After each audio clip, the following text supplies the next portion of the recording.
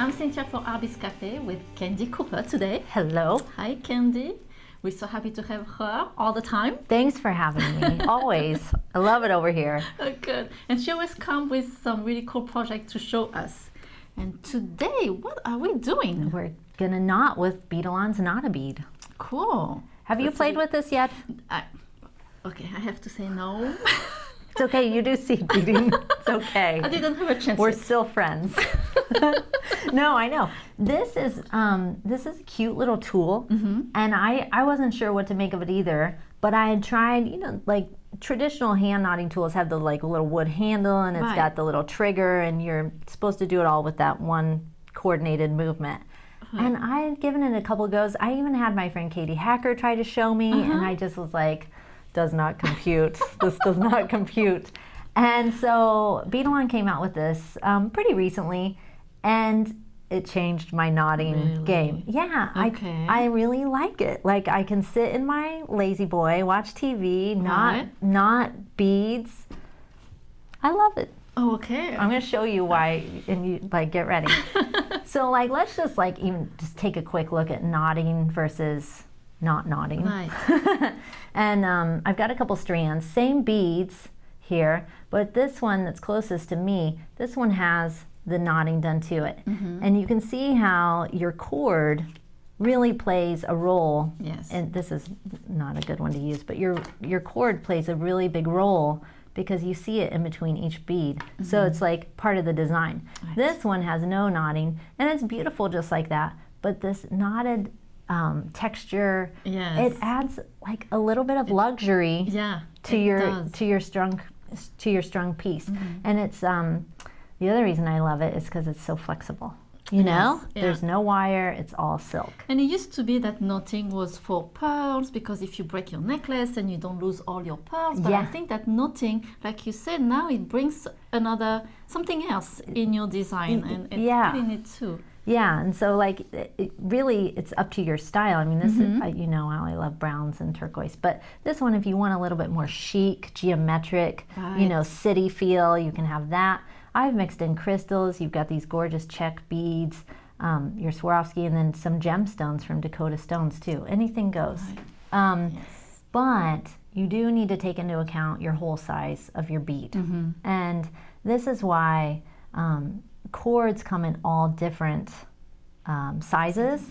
So I have found that a 10, size 10, and if you just look at your spool packaging, and you have it in all different sizes too, I think here, but size 10 seems to be a good all-purpose size. And when you're looking at silk, the smaller the number, if it says it's number 10, like a number 8 is going to be smaller than a number 10. So it makes sense. It's not like wires or seed beads or whatever where it's like opposite. Okay, so I've gone ahead and pre-strung some beads, but if you've brought some beads or you've got some beads here, so easy just to pick your designer series mixes and then throw in some gemstones in coordinating colors. I've also gone ahead and put in some metal, just because I love the way metal looks with all things. But if you look at how these are on the strand, you can see there's not much room for, there's not much space between the cord or the silk and the bead. So yeah, just really pay attention to the thickness of your silk and how it corresponds with your beads. You don't want it too loose, or else when you make your knot, the bead's gonna go right over your silk, and then it's gonna be really frustrating. So make sure it's a snug fit, but not so snug that you're like scraping those beads onto the silk. I've done that too. It's not a good idea. You don't want to damage the thread. No. So anyway, I've got one here, and kind of just the whole reason this came about was I just wanted to knot some beads fast. I didn't want to mess with the ends or anything like that. So when you get your silk, I'm gonna just go ahead and show you how I do it. Oh, you do that? I totally just split it open. Shocker. And what, the cool thing about Griffin silks is they come with the needle already attached. So you're just gonna go ahead and unwind this whole thing. Off it goes. But you do want to save one side in case you want to string your beads and then wind it back up and start again later. So keep this card for winding other things up later. But to start the end, There are all kinds of findings that go on the ends of silk and all of that, which is really good. But for this project, all we're going to do is we're going to keep it really easy. And we're just going to make, like, fold over maybe 2 inches of cord or silk, and then just make a little, is that an overhand knot? I don't know what it is. It's the little fold over knot where you get a loop at the end, just like that. Right. And then now you're just going to string your beads as you normally would in whatever order you want. Okay. I don't have a magical formula for however long, how many inches of beads you string, how long your project's going to be. I just string until I like the way it looks, and I know that I'm going to add just a little bit of length with those knots in between. Right. Okay, so let's grab one that's unknotted.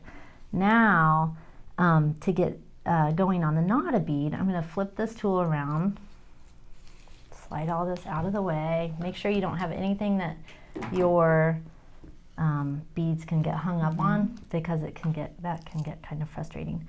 And then the reason we start at the opposite end is if you have extra silk, you can still use your needle. You know what I mean? Oh, that's a good tip. Yeah, so you want to like insert, because the needle's already woven into the silk, so that's why we work at the opposite end. So now we're going to slide one bead into place, and then you're going to just put your end over into that hole and tie a knot around the silver shaft part. And then we're going to pull it up. And that slides our knot as close as we can get it to the first bead. Then we're going to put the end of the cord into the yoke. The little hook part's called the yoke. And you're going to pull it.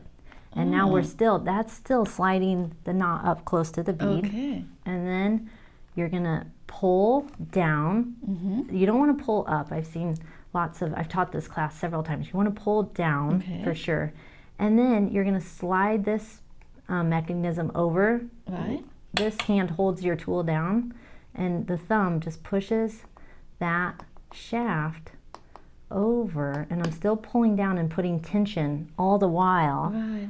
And that is tapered on there, so that makes my knot smaller and smaller and smaller. Wow. Slides it right up next to the bead.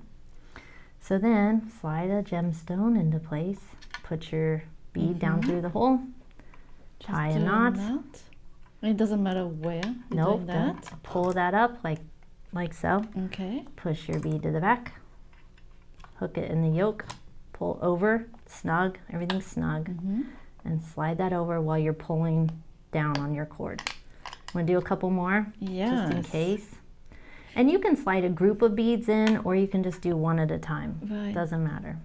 It really makes your knot super tight and super close to the bead. Yeah, and it's once you get in a rhythm, it's kind of just like, I don't know, for me, I can sort of see why people get hooked on crochet or knitting, because there's a real rhythm that starts to happen once you start knotting. So you just keep knotting and pulling it up and pushing that through. And it's just, honestly, it's just a practice, and you get going and just knot your heart out. Okay, I have to say, I'm really impressed. Thank you. Yeah. It is a pretty amazing tool. Yeah, it's cute, right? You just have to make sure you pull down, hook that in, that slides your knot up, and really think about what each part of the tool is doing for you. Right. And then that's what helps it make sense, you know? Okay. So, just easy peasy. Really great. And you can string, several inches of beads, or you can, just do a few inches and make some earrings. It doesn't matter. But always pushing that through, then you get your knots all looking the same, Okay.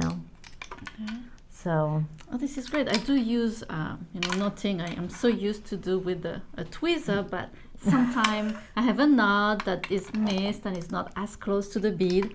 And then you have a gap. Yes. And so this part right here, it gets rid of, and pulling slow and sliding. Wow. And so you just get a nice, and you just keep going until you get to the end of your beads. When you do get to the end, you don't want to, let me get rid of this one. Let's pull this one into play. So you're gonna knot, see, that's why you should leave your card a little bit intact. So you're going to knot, but then after your last bead, don't knot anything, because we're gonna have the knot from where we need to make our loop. So trim the end of the cord, and I meant to bring a like a little crochet hook or something, but you'll get the idea. Right. But there's no, I mean, this is like many of my designs, you don't have to do this perfectly, but you're just gonna make the tail of cord do what you did when you started. So fold it over a little bit, Okay. and then this is probably the trickiest part, and where a crochet hook comes in handy, but you can just feed your crochet hook through the loop, right, and grab it. Mm-hmm. And then, sorry to jump around here, and then you're going to pull this and just make sure you use your fingers to push the knot up next to your first or your last bead. And I'm just kind of pulling, and just don't tug on it, so that if you do need to grab a needle or make adjustments, you can, you know. And that's one thing, like say you should have a knot that doesn't get as close as you want. Right. You can sometimes get lucky and put a needle down in to your knot and try to pick it out a little bit, right, if you didn't crank on the knot too much when you were doing it. So now we have our 2 loops, like so. Okay. And we're not done, because we need to add a little bit of adhesive to the end of your knots. Yeah. And so all you're going to do is just use a little precision tip adhesive and dot it on, dot the adhesive onto your, this is a fresh adhesive, so it's not oozing out like I really want it, but all you would do is just dot your knots. Pretty basic things we learned in school. Whoops. Yeah, I love this tip because it's so small, but then it's a little hard to close it. Fast, yeah. And like I don't have my glasses on, so I'm like holding it up like that. So anyway, now we've got one ready to go. And you can leave these tails, like I've left them long like this before, or you can trim them, doesn't matter. And this piece, obviously, like I made this one really long. These are just some shorter ones. Right. This looks really pretty if you use like briolettes, like so many design ideas. But then to finish it up, this is an over the head design. So I've got some chains from artbeads.com, and all you're gonna do is pick your power chain and then attach it to the ends of your silk. Really easy. And I like this because I don't need a jump ring or anything.